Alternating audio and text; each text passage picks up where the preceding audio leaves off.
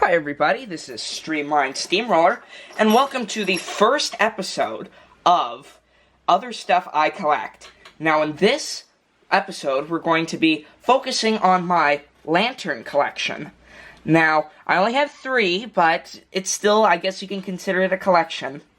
This guy is an old kerosene lantern, this is a new kerosene lantern, and this is a fairly new candle lantern. First, we're going to take a look at this big guy back here. So without further ado, let's go ahead and move these guys. Now, before I start talking about them, so you have something to look at, let's go ahead and light them. So this here is a Dietz Hilo. It was made between 1899 and 1945, and I found it in my grandma's garage.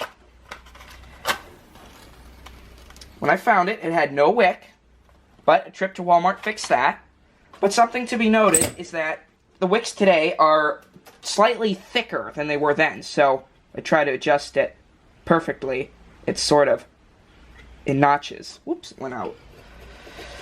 Let's go ahead and fix that. So anywho, I found this in my grandma's garage, and she lives near the railroad tracks, so I think my grandpa picked this up, faulty engineer, or not engineer, but conductor or brakeman left this on the side of the road, on the side of the tracks, and so he went ahead and picked it up.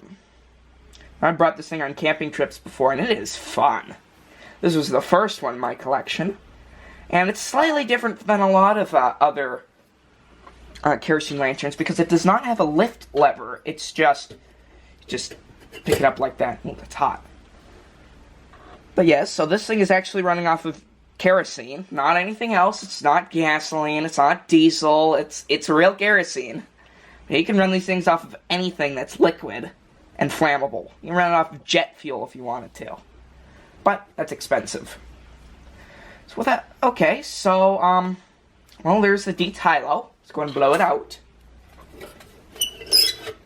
See, there's the flame. See, it moves in notches because the thing is too thick. Let's just go ahead and take a look at the burner in here. It'll open. There we go. That's the burner. No, you guys can't see that. Silly me. Zoom in. Burner. There's the burner. Okay. Put this back together. And we'll move on to another lantern. It smells like kerosene. This is my next lantern. This guy was built in probably 2012. I bought it in the Orange Empire Railway Museum. I thought it was kind of cool, so why not? Just bought it. Little reproduction. Really nice. Brought it on camping trips. I've used this thing in the dark, and it's fine. I just wish it had a reflector on the back of it. Now, this one differs from the Dietz Hilo. This is a more common lift lever to lift the thing up. So, I forgot how much this thing was. It was probably like 15, 20 bucks. Come on. Sorry, using kind of old matches. Come on. This one has a clear globe, so it's easier to see stuff out of. This one, it's easier to control the flame because, well, it doesn't move in notches because this one was designed for the thicker wicks, unlike the previous one. That's it, that guy. Have the light. Yep, smoking a little bit. Gotta keep that flame down. Like that. I mean, it makes light. I've used it before, it's nice. And again, this one's running off of kerosene as well. It's just real kerosene. Alright, let's go ahead and move on to our last lantern. Stubborn, eh?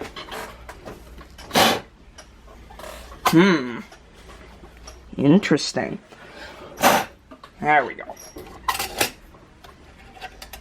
Put this guy down. Now on to our last lantern. Now we're kind of going out with a fizzle or a whisper here. But this is my most recent one that I've collected. This used to belong to my aunt. And, well, here it is. It's just a little candle lantern. If you can see, this is the 60th anniversary edition. This was made for REI, 60th anniversary, 1998. So it's not old, but it's not really new either. It's kind of between. If you notice the aluminum foil in there, that's because I put that there to try to make it more of a flashlight than a lantern. So it kind of reflects it a little bit. So let's go ahead and light this guy. There we go. Come on. I was using this on a camping trip the other day. So there you go. Nice big flame.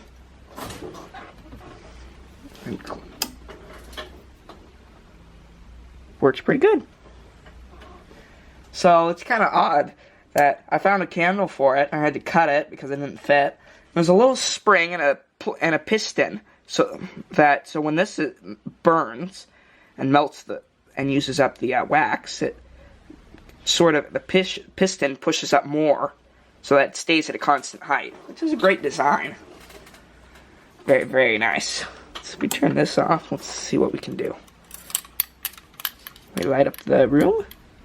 Nah, it's too bright out here. I have the garage door open. Anywho. Oh yeah, if you notice that the glass is cracked, that I think a chipmunk knocked it off the table at our campsite and broke it. And I was able to buy some,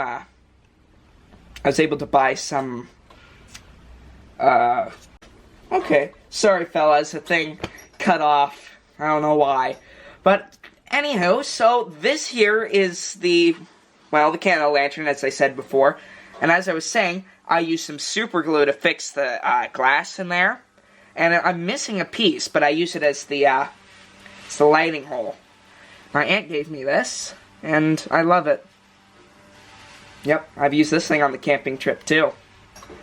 Very neat little lantern. Forgot the company this was made by, but it's a nice little lantern. Let's go and blow it out. Smoky. Alright. Okay, so here's the whole collection together, working with the light off.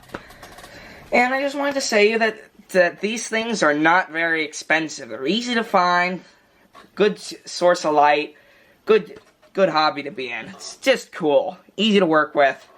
Yeah, they'll last forever. It really doesn't take much to get them working again, just new wick and woo, all good again. So with that, I have a good day, everybody. God bless, and hope you have fun collecting and doing whatever you want to do. See you in my next video.